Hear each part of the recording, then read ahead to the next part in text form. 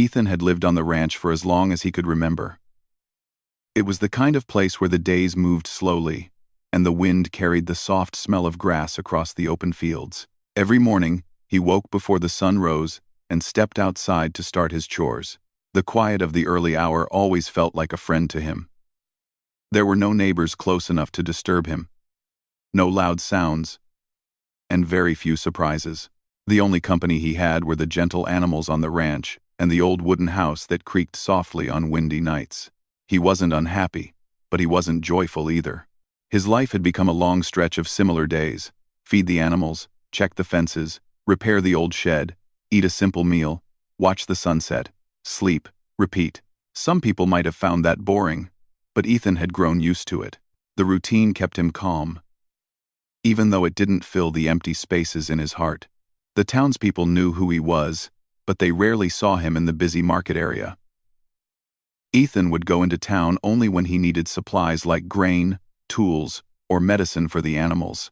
He walked slowly, kept his eyes down, and answered people politely, but briefly. They respected him because he was quiet and hard-working. But they also felt he carried a kind of sadness that made them speak softly around him. Sometimes the people in town whispered about others who lived nearby, and one name always stood out: the tall widow, Marla. She lived alone in an old house on a hill not too far from Ethan's ranch. People talked about her not because she caused trouble, but because she was unusual. She was much taller than most women, broad-shouldered, and strong enough to carry things most men needed help with. Children would stare at her, amazed, and adults would nod respectfully when she passed by. She had a calm face, gentle eyes, and a quiet way of speaking. But her size made her stand out everywhere she went. Ethan had seen her only a few times from a distance. When he rode his old truck past the hill, he sometimes spotted her working in her yard or carrying logs toward the shed. She always looked focused, never distracted, and never afraid to live on her own. Ethan admired that. Being alone was difficult, and yet she carried herself with strength and confidence. Still, he had never spoken to her. He had heard pieces of her story from others. Marla had moved to the town years ago with her husband, but he passed away shortly after they arrived. She had chosen to stay in the house they bought together, even though many suggested she move somewhere closer to town. Marla refused, not in a rude way, but simply because she liked the quiet and didn't want to start over again. People respected that and slowly stopped asking questions. One evening, as the sun began to set and painted the fields in shades of orange and gold, Ethan stepped out onto his porch with a mug of warm tea. He always took a moment to stand there, breathing in the cool air of the evening. It made the day feel complete, but something caught his attention. A faint flickering light appeared on the hill where Marla lived. At first, Ethan thought it was just the reflection of the setting sun on a window, but then the light grew brighter, then dimmer, then bright again. It didn't look natural. He narrowed his eyes. Was it a lantern? A campfire? Or something else? He watched for a moment longer and noticed a thin line of what looked like smoke rising gently into the sky. It wasn't thick or alarming, but it was enough to make him uneasy. The houses in that area were old. A small issue could turn into a big one if ignored. Ethan hesitated. He wasn't the type of man who liked to interfere in other people's lives. He kept to himself and expected others to do the same. But something in his heart nudged him. Marla lived alone. If there was a problem, she might need help. And even if it was nothing serious, checking wouldn't hurt. He placed his mug on the porch rail and stepped down, grabbing his coat out of habit even though the air wasn't too cold. The walk to the hill wasn't far, maybe 20 minutes at a slow pace, but because he wasn't used to visiting anyone, his steps felt heavy at first. As he got closer to Marla's house, the flickering light became easier to see. It glowed softly through one of her windows, and the smoke definitely came from her kitchen chimney. It didn't look dangerous, but something was clearly wrong with how uneven the smoke was rising. It wasn't supposed to look like that. Ethan approached the gate and paused. Should he knock? Should he call her name? He wasn't sure. He took a deep breath, reminding himself that checking on a neighbor wasn't strange. It was a kind thing to do. He walked up the path and gently knocked on the front door. At first, There was no answer. Then he heard slow footsteps inside, and the door opened. Marla stood before him. She was even taller up close, towering above him in a way that would have startled most people. But her face wasn't harsh. Her eyes were soft, curious, and a little surprised to see someone like Ethan standing at her door at sunset. She didn't speak at first. And neither did he. Ethan wasn't used to conversations, and Marla wasn't used to visitors. Finally, she asked in a calm voice, "Can I help you?" Ethan swallowed, trying to find his words. I saw some strange light from the hill," he said softly. "And your chimney. It looked like the smoke wasn't going up right. I thought maybe there was a problem." Marla blinked and then looked past him at the sky, as if checking the smoke herself. Then she nodded. "The chimney's been making trouble all day. I think it's clogged again." Ethan nodded back, relieved that he hadn't imagined the issue. But now that he was here, he wasn't sure what to do next. Leave? Offer help? He stood awkwardly for a moment. Marla stepped aside slightly, giving him room to enter. "If you don't mind taking a look, I'd appreciate it." She didn't smile, but her voice was warm enough to feel welcoming. Ethan nodded and stepped inside. The house felt old, but cozy. The smell of smoke hung lightly in the air, and a few windows were open to let it escape. He could tell she tried to fix the problem herself before giving up. As Ethan walked toward the kitchen, he felt a strange mixture of nervousness and purpose. He wasn't used to being inside someone else's home, especially someone as striking as Marla. Yet he was glad he came. Something about the quiet loneliness of her home reminded him of his own. He checked the chimney opening carefully and saw the blockage. It wasn't serious, and could be fixed with some simple tools. Marla watched from the doorway, giving him space but also staying close enough in case he needed help. Ethan worked quietly, but he felt her eyes on him, not in a judging way, but in a curious, gentle way. When he finally cleared the problem, and the smoke began to rise normally again, Marla let out a small sigh of relief. "Thank you," she said softly. "I'm glad you noticed." Ethan smiled shyly and nodded. "I'm just glad it wasn't something serious." They stood there for a moment in comfortable silence. Two people who rarely spoke to anyone, realizing that this unexpected meeting didn't feel uncomfortable at all. That quiet moment was the first soft thread in a connection that neither of them saw coming. But both of them needed more than they realized. After Ethan fixed the chimney, Marla invited him to sit for a moment. She wasn't the type of person who entertained guests often, and Ethan wasn't someone who visited people. Yet both of them felt it would be a little strange if he simply walked out after helping her. The soft glow from the small lamp in the corner made the room feel warm, even with the windows open to let out the leftover smoke. Marla moved around the kitchen with gentle steps, though her height made her movements look bigger than they were. She poured water into a kettle and placed it on the stove to boil. Ethan sat quietly at the wooden table, looking around the house. Everything inside was neat and well kept. The furniture was old, but clean, the curtains were light-colored, and the walls held a few photos that looked like memories from a happier time. He noticed a picture of a smiling man standing next to Marla. The man looked strong and confident, and Marla looked a little younger, happier, full of hope. Ethan didn't stare long, but he felt a soft ache in his chest. He knew what loss looked like, and he sensed that the woman standing near the stove had lived through something heavy. Marla made 2 cups of tea and placed one in front of him. "You didn't have to help," she said, sitting across from him. "Most people just mind their own business around here." Ethan shook his head.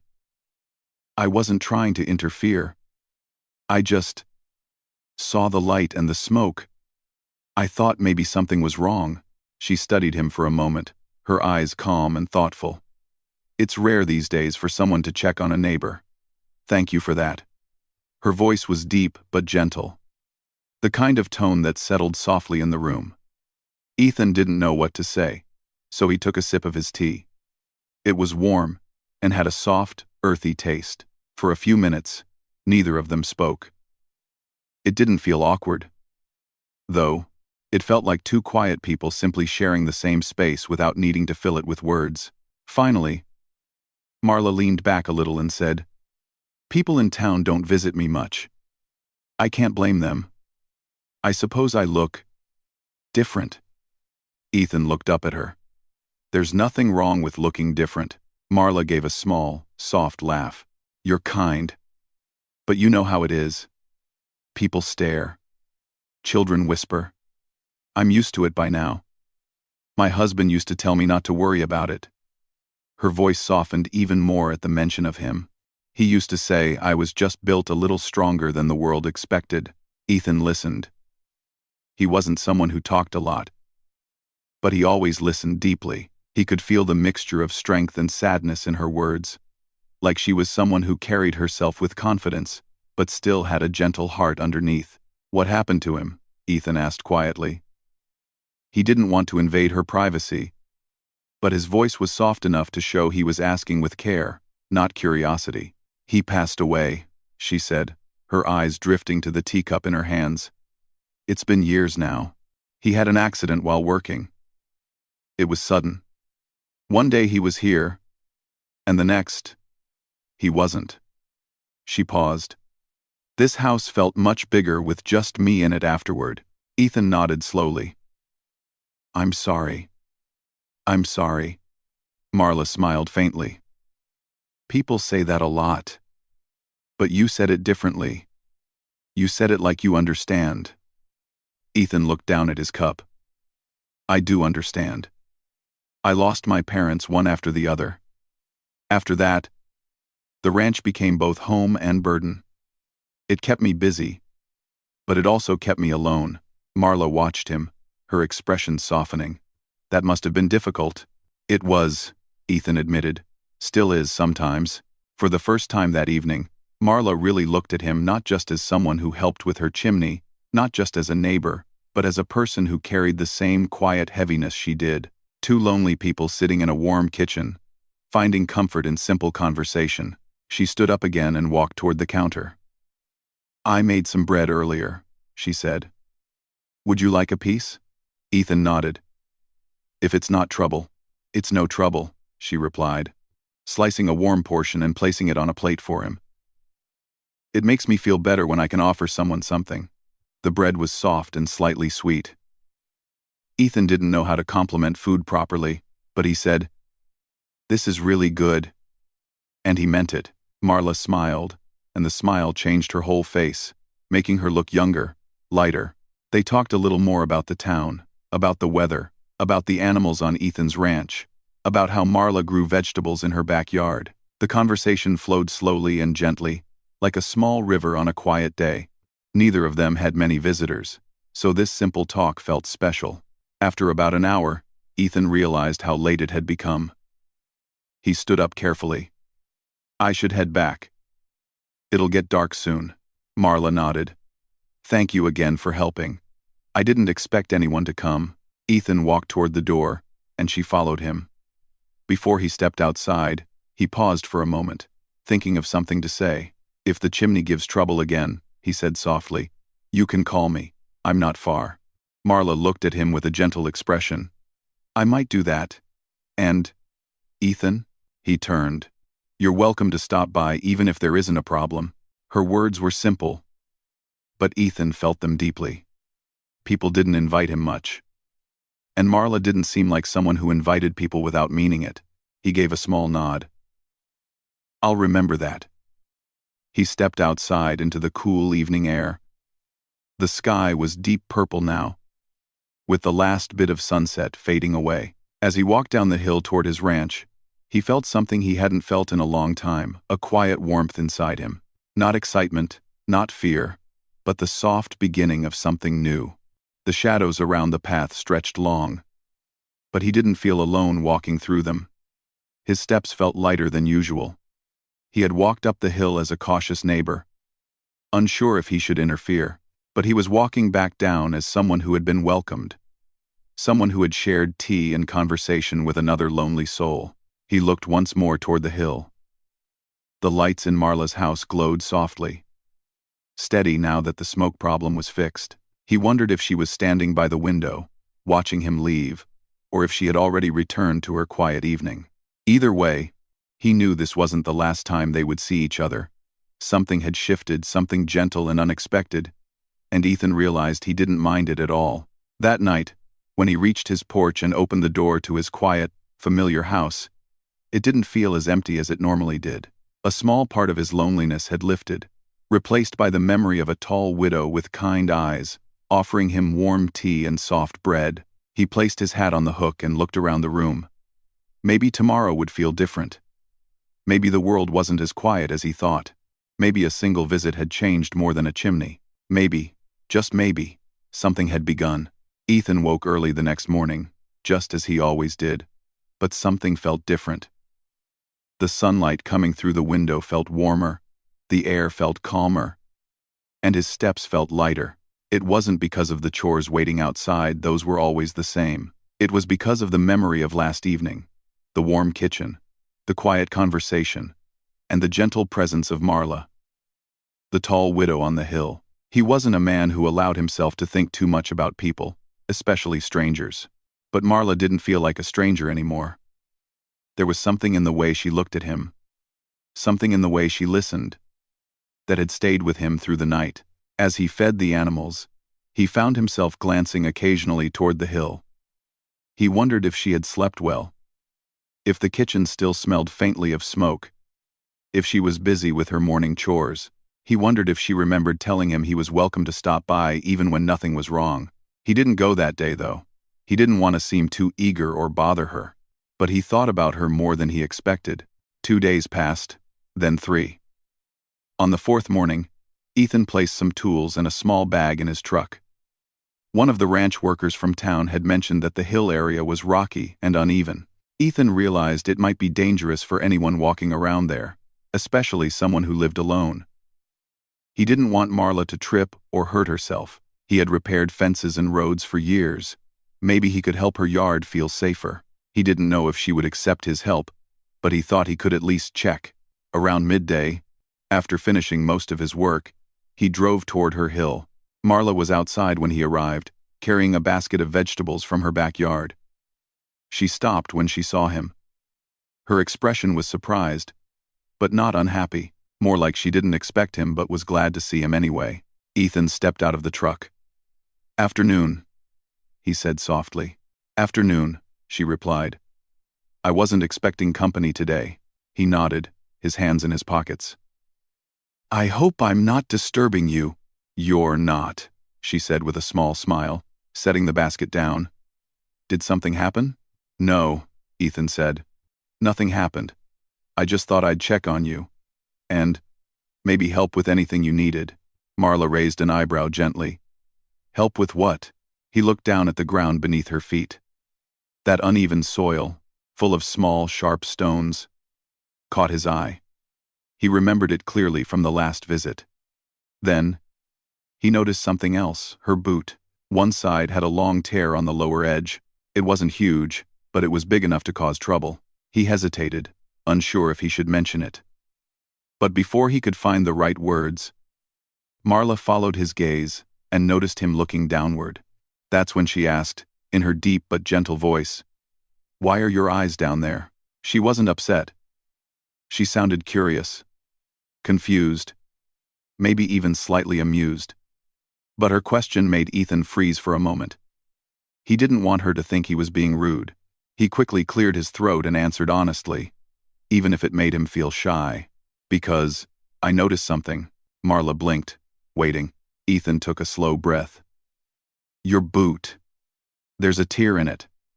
And the ground here is uneven. You could hurt your ankle or fall if the tear gets worse. I thought maybe you hadn't noticed." Marla looked down at her boot. Then she crouched slightly and touched the torn edge. Surprised. "I didn't even realize," she said quietly. "I must have stepped on a sharp stone." "Probably," Ethan agreed. "I saw it when I was leaving the other day. I meant to tell you. But I didn't know if it was my place." Marla straightened up and looked at him with a soft, warm expression. "You notice things carefully, don't you?" Ethan shrugged. "I try to. It's kind of you," she said gently. "Most people don't pay attention to small things like this." He felt his ears warm. Compliments weren't something he heard often. "If you want," he said, "I can help you fix the ground a little. Or I can bring new boots next time I go to town. Or whatever works." She looked genuinely touched, as if no one had offered her such simple kindness in a long time. "I'd appreciate that," she said softly. "Both the ground and the boots." Ethan nodded, and they slowly walked toward the uneven part of the yard. Marla walked beside him, her long steps steady, and he had to walk a bit faster to keep pace. When they stopped, he studied the area. Many stones had risen to the surface. Some were large enough to be dangerous. "You walk here often?" he asked. Marla nodded. "Every day. I come this way to get vegetables, carry logs, or check on the shed." He squatted down, picking up a sharp stone. "These could make you trip. Or twist your ankle. Especially with that torn boot." He paused. "You should be careful." Marla gave a soft chuckle. "It feels strange hearing someone worry about me. I usually do everything alone." Ethan didn't smile, but his voice softened. "You don't have to do everything alone." She looked at him thoughtfully. "Maybe not." For the next hour, Ethan worked on the yard. He lifted stones, leveled the soil, and cleared a safer path from her house to the backyard. Marla helped when he needed extra hands. Though she was taller and stronger, she respected his experience and followed his directions without hesitation. They worked together comfortably, without awkwardness, slowly growing more used to each other's presence. At one point, while handing him a tool, Marla said, "It's been a long time since someone helped me like this." Ethan didn't look up. "Same for me."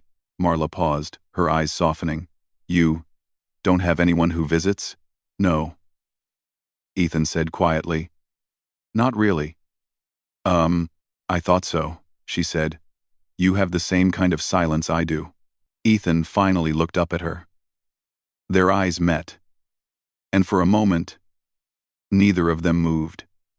It wasn't a romantic moment, or anything dramatic. It was a moment of understanding, two people realizing they were not as invisible as they thought. After finishing the yard, they sat on the porch steps to rest. Marla brought 2 glasses of cool water. The sun was beginning to lower, painting the sky in warm shades. "You work hard," she said as she handed him a glass. "So do you," Ethan replied. She smiled softly. "I'm grateful you came today. I didn't expect it. But it felt nice." Ethan took a sip of water. "I'm glad." They sat quietly for a while, watching the wind move through the nearby trees. The moment was peaceful, gentle, full of a warmth that didn't need many words. Before Ethan left, Marla walked with him to his truck. She looked at him with sincere eyes and said, "Thank you for noticing something I didn't." Ethan nodded. "Sometimes small things matter." "Yes," she said softly. "Sometimes they matter the most." As he drove away, he felt that rare warmth again, the same one he felt the night he first visited. Except this time, it was stronger. He had seen something small, and instead of ignoring it, he chose to help. And Marla had not only accepted it, she had welcomed it. It wasn't love, not yet. It wasn't anything dramatic. It was simply the beginning of 2 quiet lives touching gently, like soft steps crossing the same path. Something was changing, slowly but clearly, and neither of them seemed afraid of it anymore. The days following Ethan's visit passed more gently than usual for both of them. Ethan found himself glancing up the hill every morning, and sometimes again in the late afternoon.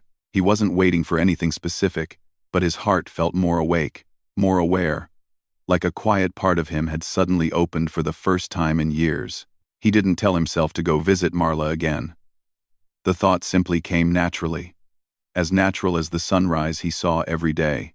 Marla, on the other hand, found herself slowing down whenever she walked outside her house. She would look toward the path Ethan had taken the last time, wondering if she would see him appear at the bottom of the hill.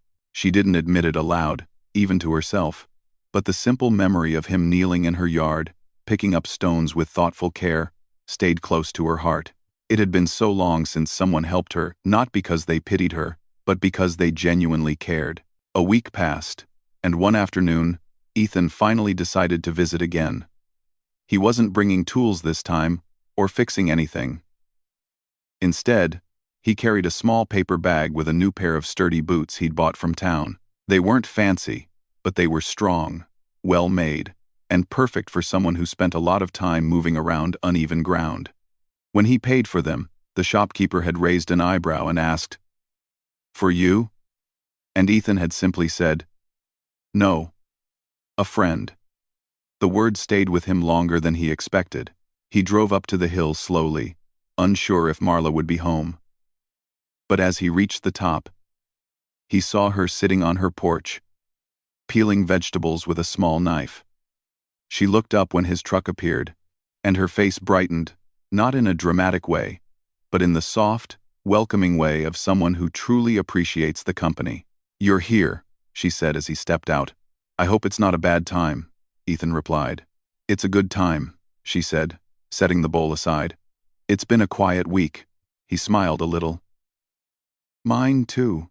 Marla noticed the paper bag in his hand. "What's that?" Ethan looked down at it, suddenly shy. "I got you something." Her eyebrows lifted gently, surprised. "For me? If you don't mind," he added quickly. "You don't have to accept it." She stood up and stepped forward. "I'm sure it's fine." "What is it?" He handed the bag to her. She opened it slowly, pulling out the pair of boots. She stared at them for a long moment, her expression softening in a way Ethan couldn't fully understand, but felt deeply. "You bought these for me?" she asked quietly. Ethan nodded. "Your old pair was torn, and you walk on that uneven ground every day.